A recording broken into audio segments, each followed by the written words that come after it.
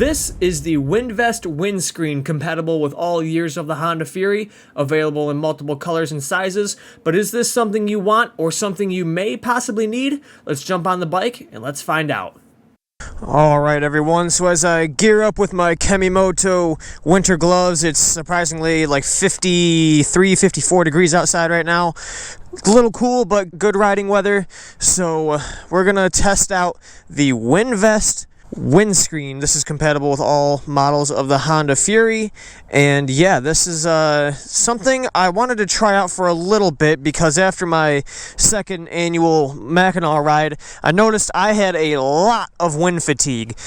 So first things first, I'll go for a short ride. So this is pretty much, it just bolts onto the risers here, or just the handlebars, practically where the risers would go. But yeah, very simple, very easy. Didn't take very long to put onto the bike at all. This is 12 inches tall by 14 inches wide. It is a pretty hefty price tag for something that only comes with about 4 or 5 pieces, but it does make it simple to install, very easy to install.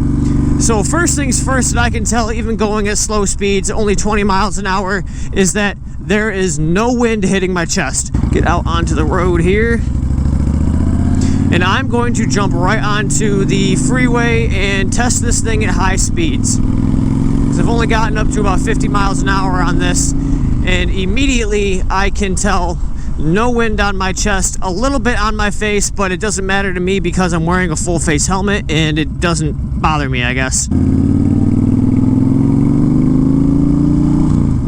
Alright, let's get her up to speed. So obviously it's going to contradict the way the wind's blowing. So on the freeway right now, I can tell that the wind is blowing north, and I'm heading west right now. So right off the get-go, I can still feel that there is not a lot happening on my chest, in which it is nice. It's very nice to not have that wind just beating your chest. So let's get her up to about 70 now. All right, we're in 5th gear now. Let's get her up to 70 and see how she goes.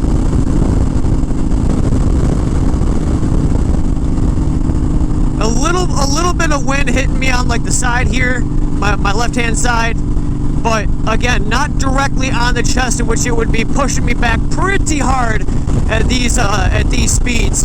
But again, not bad at all. It is hitting me a little bit in the face, but nothing out of the ordinary. Yeah, this is kind of nice, I'm not gonna lie. The way it's not hitting my shoulders very much, or my chest and stomach most importantly, makes it a lot easier to just kind of relax behind the bars. Because going these speeds, and you have to hold on to it just a little bit harder, really, on any motorcycle. But so far, so good. This is nice. So I have a feeling I'm not going to get as fatigued as I normally would, because, again, I don't have the wind pushing me back so far, and it's doing exactly what it's supposed to do, and it's supposed to be blocking the wind. There are options for like taller and wider windscreens, but I just went with something that was the most sporty looking. I could have got a 12 by 12, but I measured out the bike and I'm like, 14 would be a little more appropriate. And plus, in my opinion, it didn't look good in the very beginning, but I won't lie, it's dawned on me. It's dawned on me a little bit. I think it looks pretty good, even from the side.